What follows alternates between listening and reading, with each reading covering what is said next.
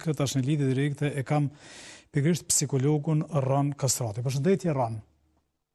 Përshëndetje për ju, faleminderit për ftesën. Faleminderit shumë që je pjesë e emisionit Frontal, po diskutojmë edhe me kryetarin e komunës së Vushtrinë pra për rastet që kanë ndodhur të vrasjes.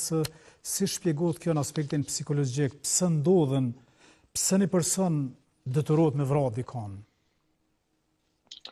Patjetër, fillimisht ngushëllime e familjeve për këto raste të rënditse tragjike, duke tashmë që janë bërë të shpeshta dhe jemi pjesë një cikli të vazhdueshëm të pandërprer të këtyre të rënditjeve. Këto raste kanë një sër faktorësh të cilët ndikojnë në shfaqjen e këtyre problemeve të rënditse traumatike për familjet, shoqërinë dhe komunitetin. Sfidat janë pikërisht me problemet e shfaqura të shëndetit mendor dhe ndërhyrë duhet jenë në një mirë organizim komunitar gjithëpërfshirës, veçanërisht me institucionet e sigurisë, shëndetësisë dhe institucionet tjera relevante që krijojnë përmes mekanizmave krijojnë një plan program konkret multidisiplinar për t'i reduktuar, paksuar rreziqet kanosur ndaj veçanërisht strukturave rinore që janë drejt për drejt viktima të këtyre problemeve, dhunimeve, keqtrajtimeve, vrasjeve, e që ne i cilësojmë edhe si probleme homo-suicidale, pra lënduese ndaj të tjerëve.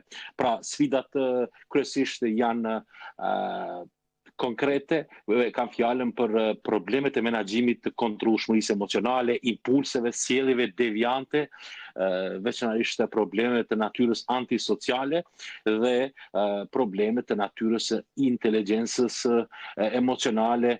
Kur them inteligjencë emocionale, ne duket se nuk jemi mjaftueshëm të ndërgjegjësuar për rolin thelpsor të inteligjencës emocionale dhe promovimin përmes fushatave ndërgjegjësuese, promovimin për mirëqenien e shëndetit mendor, rolin dominant të shëndetit mendor në shoqëri. Dhe unë do t'i drejtohem institucioneve në cilësinë e psikologut, duke i parashtruar 10 pikat e arta të cilat janë shumë të nevojshme dhe funksionale për t'ju ndihmuar komunave në nivel shoqëror e komunitar, dhe këto kanë të bëjnë për trajnimin e liderëve komunitar vendor brenda kontekstit vendor, pra. Kur them brenda kontekstit vendor, i përshtatet aspektit sociologjik, psikologjik dhe social, këto 10 pika të cilat do të ndihmonin në trajnimin e liderëve komunitar, të cilët do të ndikonin edukimin e një inteligjencë emocionale të mirëfillt, në menaxhimin e konflikteve, pastaj trajnimet për liderët komunitar, bashkëpunimin ndërinstitucional dhe sigurisht edhe ngritjen e kapaciteteve për grupet mbështetëse për të rinjët të cilët po e vuajnë ditë për ditë këtë problem. Më besoni një gjë, është shumë të rëndësishme sepse çudia më e madhe duket se në Kosovë zgjatën 3 ditë. Pas 3 ditë harrohemi dhe vazhdojmë punët tjera. Jo.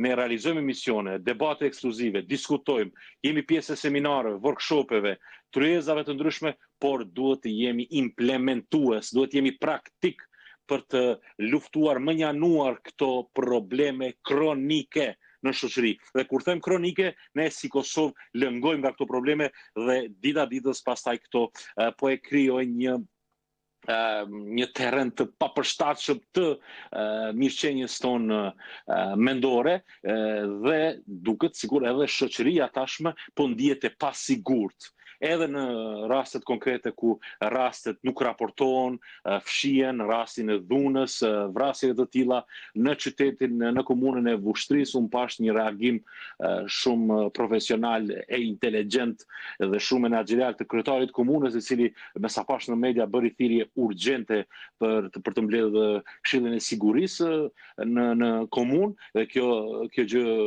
është shumë domethënëse sepse kjo do të kontribuonte në rritjen e sigurisë dhe në ndalimin e këtyre dukurive negative, por i them edhe kryetarit komunës aty, edhe të gjithë të pranishme që me patjetër duhet fuqizohet roli psikologut në shoqëri, sepse kjo do të kontribuonte në funksionalizimin e jashtëzakonshëm institucional të psikologut, jo vetëm në shkolla, po dhe psikologut komunitar, psikologut organizativ, industrial, në kompani, në firma të ndryshme që operojnë punën e tyre.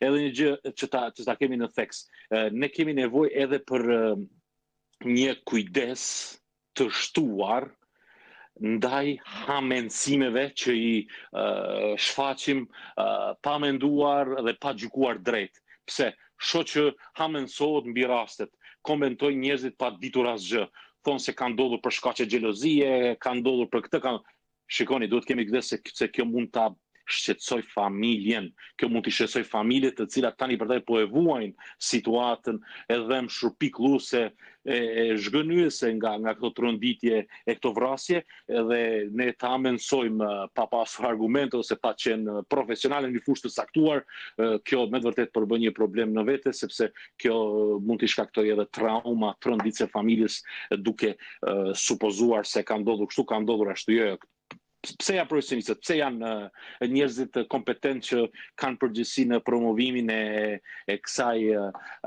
kulture profesionale dhe një etik profesionale e shumë gjëra funksionale për profesionistët e shëndetit mendor dhe institucionet. Mos harroni një gjë, psikologët e kanë edhe një rol tjetër. Përveç bashkëpunimit, ofrimit të çasteve psikoterapeutike, rritjes së kësaj çastje, psikologët ofrojnë edhe shërbime profesionale, terapeutike, seanca grupore, koordinimin e më të tjeshëm procedurial me punojësit social, me qendrat e punë sociale, me qendrat e shëndetit mendor, me institucionet e sigurisë, dhe ne jemi tani në një situatë alarmante, emergjente. Nuk dua të tregohem histerik e ta bëj këtë situatë ndonse hiperbolistike, por jo, situata është alarmante. Le t'i përvishim mëngët dhe le të bashkëpunojmë me njëri tjetrin. Le të propozojmë ide, plane konkrete, strategji, organizime, fushata, sepse në qoftë se vazhdojmë kështu, çudia më e madhe zgjat 3 ditë, atëherë le dhe fare, vetëm organizojmë misione, flasim, i trajtojmë këto tema dhe fare as praktik dhe as implementues. Ron, unë kisha planifikuar shumë pyetje, mirë po ka që është kohë, po megjithatë një pyetje tjetër po duam ja bëjmë për shkak se u përmendet në gazetë dhe përmendet vazhdimisht kur ndodhen krime, sidomos të gjenerata të reja, përmendet ndikimi që kanë rrjetet sociale. Si mund të ndikoj TikToku të një iri që ta kryejë një vrasje?